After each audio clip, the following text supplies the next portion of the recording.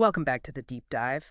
Today, we are taking one of the most foundational systems, the act of breathing, and really uncovering just how complex and, well, frankly, ingenious it is. It really is. People think it's simple, just in and out. Exactly.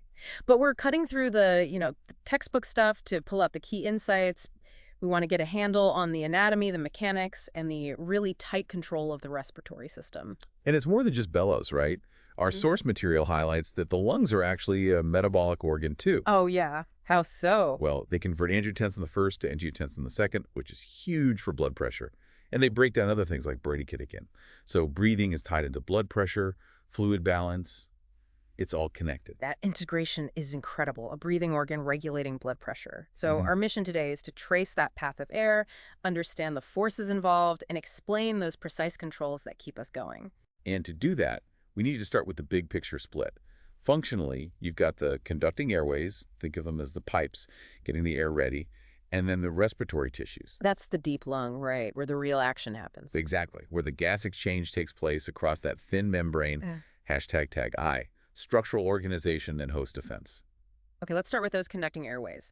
The journey begins, nasal passages, larynx, the tracheobronchial tree. What's their main job besides just moving air? Conditioning. It's like an HVAC system. They warm the air, filter out particles, and add moisture. Every single breath gets this treatment. And a key part of that filtering is the mucociliary blanket. Precisely. Picture this, like constantly moving escalator. You've got specialized cells with little hairs, cilia, covered in a layer of mucus. Trap stuff, dust, germs. Yep, traps it, and then the cilia beat constantly upwards, moving that mucus and trap debris towards your throat so you can swallow it or cough it out. It's a fantastic defense system. Sounds pretty solid. But what can mess it up? Sources mention it's quite vulnerable. Oh, definitely. Cigarette smoke is the classic villain. It paralyzes those cilia. But even simpler things like being dehydrated, having a fever, or even breathing air with abnormal oxygen levels can slow down that escalator. And if that slows down? Your defenses are lowered. Things like chronic bronchitis can get started much more easily. Okay. Moving down, we hit the larynx. Voice box, right? But it does more. Much more. It's also a critical protective sphincter. Think of the epiglottis, that little flap. It snaps shut when you swallow. To keep food and drink out of the airway. Exactly. If that reflex fails, maybe due to a neurological issue, and stuff goes down the wrong pipe, well, that's how you get aspiration pneumonia, a really serious infection. Right. Past the larynx, we enter this huge branching structure, the tracheobronchial tree, like 23 levels of branching. Something like that, yeah. Yeah. And what's really interesting is how the structure changes as you go deeper. So? Well, up high, in the trachea and the main bronchi, you have these strong C-shaped rings of cartilage, like scaffolding. Keeps them wide open. Okay, sturdy pipes. But as you get down into the smaller airways, the bronchioles, that cartilage disappears. It's replaced by smooth muscle and elastic fibers. So they're not rigid anymore. Nope, and that's key. Because if that smooth muscle clamps down what we call bronchospasm, those little airways can narrow dramatically. Which obviously restricts airflow. Asthma attacks, for instance. Exactly, that's where it happens. Now, deeper still, we finally reach the business end. The lobules and the millions upon millions of alveoli, tiny air sacs. And inside those sacs, there are different cell types. Two main ones you need to know. Type alveolar cells are super thin, like tissue paper. They cover about 95% of the surface area. Their job is just to be thin for gas exchange. Simple diffusion. And the other type? The type 2 alveolar cells, or pneumocytes. They're smaller, more cube-shaped, and they have a vital job. They make pulmonary surfactant. Surfactant, I know that's crucial. What exactly does it do? Its main job is to fight surface tension inside the alveoli. Water molecules want to stick together, you see, which creates tension on the surface of that thin fluid layer lining the alveoli. Like a bubble wanting to collapse. Precisely. Surfactant gets in between the water molecules and reduces that tension. This does two critical things. First, it makes the lungs much easier to inflate, increases lung compliance. So less effort to breathe in. Right. And second, specific proteins in surfactant, SPB and SBC, are absolutely essential to stop the alveoli from collapsing completely when you breathe out. And if that surfactant isn't there or isn't working... That's the root cause of infant respiratory distress syndrome in preemies. Their lungs are just too stiff, they can't keep the alveoli open. It's a major struggle to breathe. And in adults, does surfactant play a role in diseases? It does. In fact, measuring levels of another surfactant protein, SPD, can actually help predict who might develop severe lung injury, like acute respiratory distress syndrome or ARDS. Interesting biomarker. Okay, quickly, the blood supply, it's dual, right? Yes. You have the pulmonary circulation coming from the right side of the heart via the pulmonary artery. Remember, this is carrying deoxygenated blood to the lungs for gas exchange. The only artery carrying blue blood, so to We speak. got it. Then oxygenated blood returns to the left heart via the pulmonary veins. And then there's the bronchial circulation. What? That's play. That's part of the systemic circulation. Wow. It brings oxygenated blood to the lung tissues themselves, Right. the airways, the supporting structures. They need oxygen too. And where does that blood go after it drops off its oxygen? It actually empties mostly into the pulmonary veins, mixing with the freshly oxygenated blood heading back to the heart. It slightly dilutes the oxygen level, but it's a small effect normally. And the pressure difference is huge. Massive. Pulmonary circulation is low pressure, low resistance. Think 22 over 8 millimeters of mercury. Systemic is way higher, like 120 over 70. Pulmonary vessels are much thinner, more compliant. Got it. And just before we move to mechanics, the pleura, that's the lining. Yeah, a double-layered membrane around each lung creates a potential space with negative pressure. That negative pressure is vital. It essentially sucks the lungs open against the chest wall. And if fluid gets in that space, That's a pleural effusion. Compresses the lung. Hashtag YesTape2. Mechanics of ventilation. okay, mechanics. How does the air actually move? Physics time. Basic principle. Air moves from high pressure to low pressure. Always.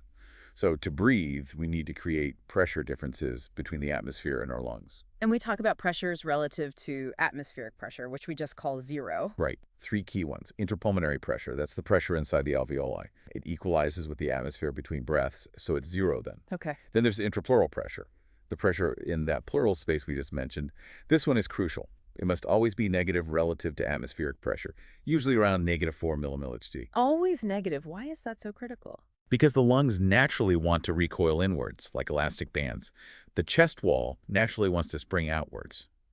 That negative intrapleural pressure acts like a vacuum, holding them together and keeping the lung surface stuck to the chest wall. It prevents the lungs from collapsing.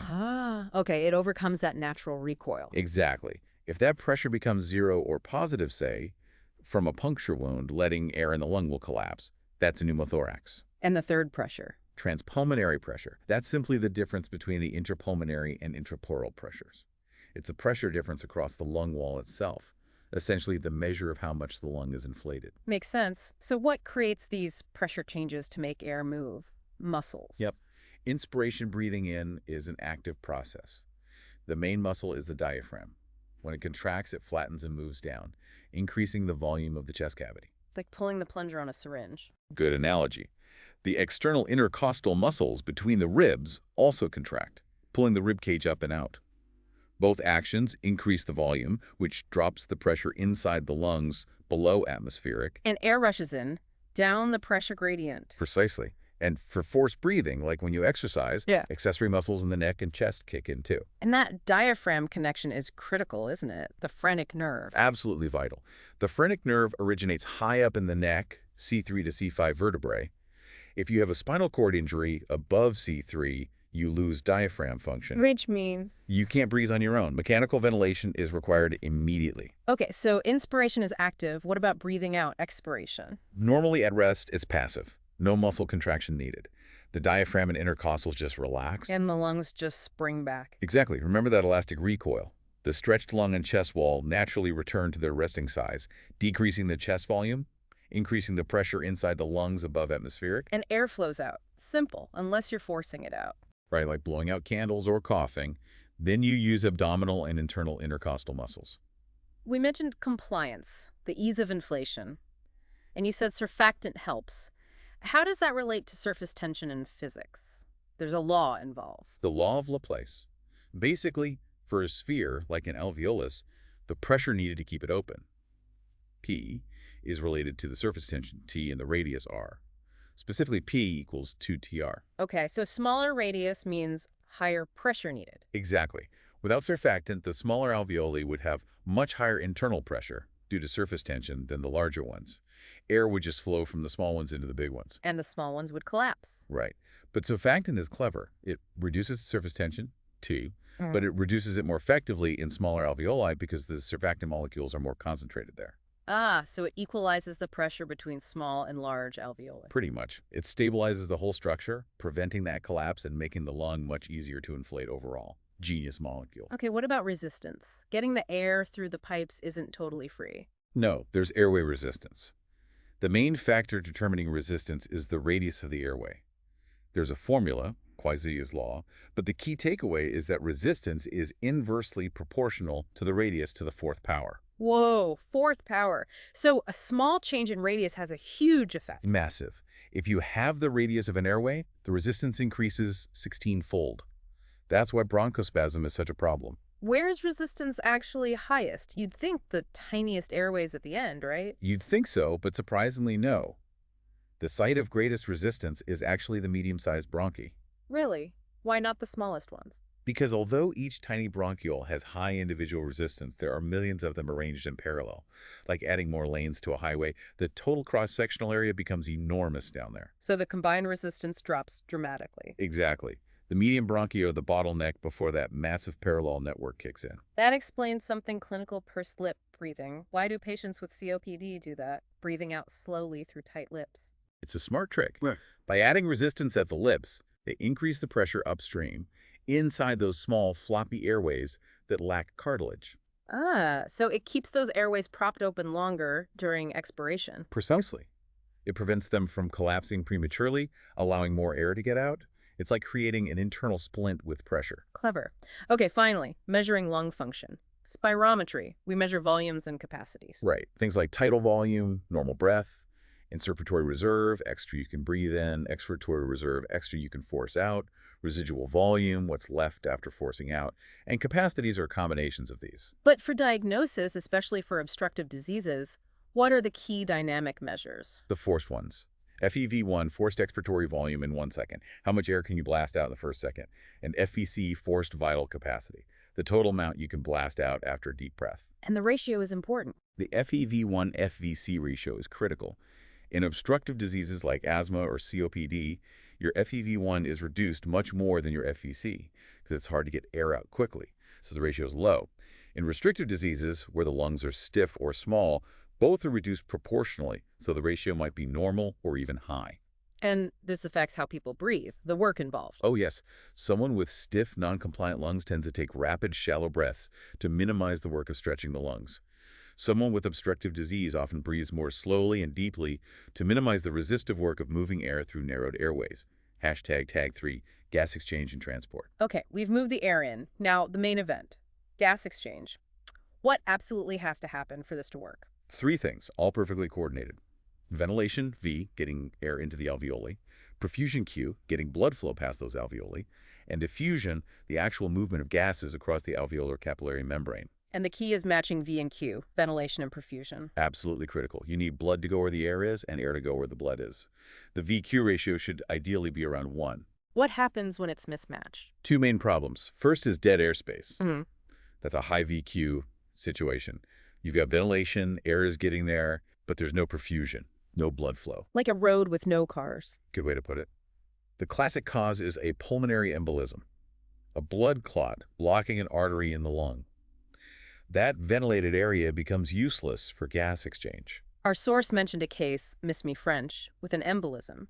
Her fast breathing was a sign of this VQ mismatch, right? The body trying to compensate. Exactly. Trying to make up for the inefficient gas exchange. The opposite problem is shunt. That's low VQ. So blood flow without ventilation. Right. Blood is flowing past alveoli, Oh. but they aren't getting any fresh air. Maybe they've collapsed, atelectasis, or the airway leading to them is blocked. That blood just passes through without picking up oxygen. It's like sending trucks past a closed factory. The body must have ways to try and fix these mismatches, though. It does, regionally at least. There's a unique mechanism in the lungs called hypoxia-induced vasoconstriction. Hypoxia meaning low oxygen. Yes.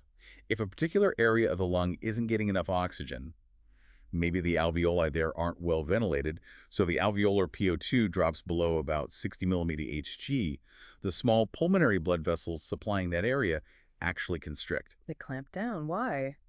To redirect blood flow away from that poorly ventilated low oxygen area and towards other parts of the lung that are getting plenty of oxygen, It's a self-correcting mechanism to improve the overall VQ matching. Smart. But what if the whole lung is hypoxic, like with chronic lung disease or at high altitude? Then that localized fix becomes a global problem. Widespread hypoxia causes widespread vasoconstriction throughout the lungs. Which would increase the pressure in the pulmonary arteries. Dramatically. Right. This leads to pulmonary hypertension.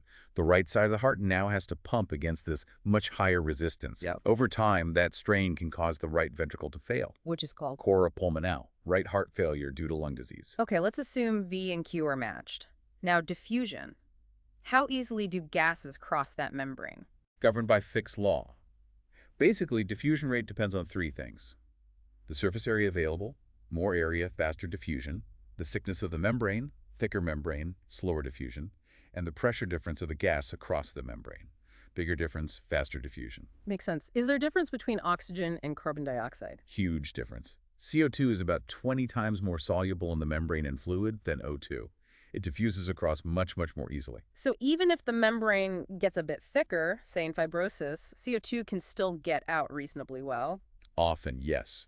Oxygen uptake is usually impaired much sooner and more significantly than CO2 removal when there are diffusion problems. Right. Now, transport. How does oxygen get carried in the blood? Two ways, but one dominates. About 98 to 99% binds to hemoglobin inside red blood cells, forming oxyhemoglobin. And the rest? Only about 1 to 2% is dissolved directly in the plasma.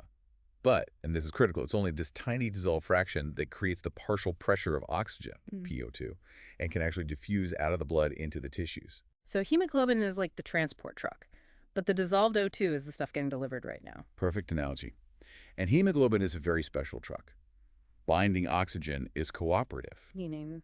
When the first oxygen molecule binds, it changes the shape of the hemoglobin molecule slightly, making it easier for the second, third, and fourth molecules to bind. It loads up more readily once it starts. And this relationship is shown on the oxygen-hemoglobin dissociation curve, right? That S-shaped curve. Exactly. The S shape is key. The top part is flat. This means even if the PO2 in your lungs drops a bit, like at altitude, your hemoglobin stays almost fully saturated. It's a safety margin. Loads up easily in the lungs. Then the curve gets steep in the PO2 range found in your tissues. This means a small drop in tissue PO2 causes hemoglobin to release or unload a large amount of oxygen right where it's needed. Unloads easily in the tissues. Very efficient. But it gets even better. The curve can shift. If tissues are working hard producing more CO2, more AFib, lower pH, getting hotter, the curve shifts to the right. What does a right shift mean? It means hemoglobin has decreased affinity for oxygen. At any given PO2, it holds onto less oxygen and releases it more readily. So it dumps oxygen more easily to those hard-working, needy tissues. Precisely. It's adapting delivery based on demand. Factors like fever or exercise cause a right shift. Also, a substance in red blood cells called 2-gala-3-DPG does this. And a shift left? Shift left means increased affinity. Hemoglobin holds onto oxygen more tightly. This happens with decreased CO2, increased pH alkalosis, or decreased temperature, less unloading. That adaptability is amazing. Prioritizing delivery. Okay, what about carbon dioxide transport? How does waste CO2 get back to the lungs? Three forms again, but different proportions. About 60% travels as bicarbonate ions, HCO3, dissolved in the plasma. About 30% binds to hemoglobin at a different site than oxygen, forming carbaminohemoglobin. And about 10% is simply dissolved in the plasma. Why so much is bicarbonate? Because of a super-fast enzyme inside red blood cells called carbonic anhydrase. When CO2 enters the red cell from the tissues, this enzyme instantly combines it with water to form carbonic acid, which then quickly breaks down into bicarbonate and a hydrogen ion, H+. And the bicarbonate then leaves the red cell. Yep, it moves out into the plasma in exchange for a chloride ion on the chloride shift and travels back to the lungs that way. It's also a major part of the blood's buffering system, helping to manage pH changes. And remember, CO2 is way more soluble than O2, so that 10% dissolved fraction is still significant. #Tag5E, control of breathing. Wow. Okay, so all this intricate mechanics and chemistry, it can't just run itself, can it? Unlike the heart. No, absolutely not. Breathing requires continuous signals from the brain, specifically from neurons in the pons and medulla, collectively called the respiratory center. Damage that center and breathing stops. So it's under automatic control. What tells the respiratory center how fast or deep to breathe? Primarily chemoreceptors. These are sensors that detect chemical changes in the blood and cerebrospinal fluid. Okay, where are they? Two main types. Central chemoreceptors are right there in the medulla. They are incredibly sensitive to changes in the hydrogen ion H+ concentration in the CSF. H+, so acidity. Yes, and the acidity of the CSF is directly determined by the amount of CO2 in the blood, because CO2 easily crosses from blood into the CSF and forms carbonic acid there. So essentially, the central chemoreceptors are our main CO2 sensors. High CO2 triggers faster, deeper breathing to blow it off. Our primary drive to breathe is based on CO2 levels, then. Under normal circumstances, yes. Then you have the peripheral chemoreceptors. These are located in the carotid arteries, the neck, and the aorta. What do they sense? They primarily monitor the level of oxygen in the arterial blood, the PaO2. But here's the catch. They don't really kick in strongly until the PO2 drops quite low, How low? below about 60 millimeter Hg. Above that level, they're relatively quiet. Oxygen levels have to fall significantly before they become the main stimulus to breathe. And this is crucial for understanding that clinical issue, CO2 narcosis. Exactly. Think about someone with severe chronic lung disease, like advanced COPD.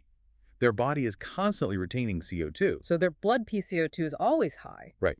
Over time, those central chemoreceptors in the medulla adapt. They become less sensitive to that high CO2. It's like they get used to the alarm constantly ringing. So the main CO2 drive is blunted. Correct. What's left driving their breathing? It's the low oxygen level, that PO2 below 60 millimeter Hg, being sensed by the peripheral chemoreceptors. Right. That becomes their primary stimulus, their hypoxic drive. Okay, I see the danger now.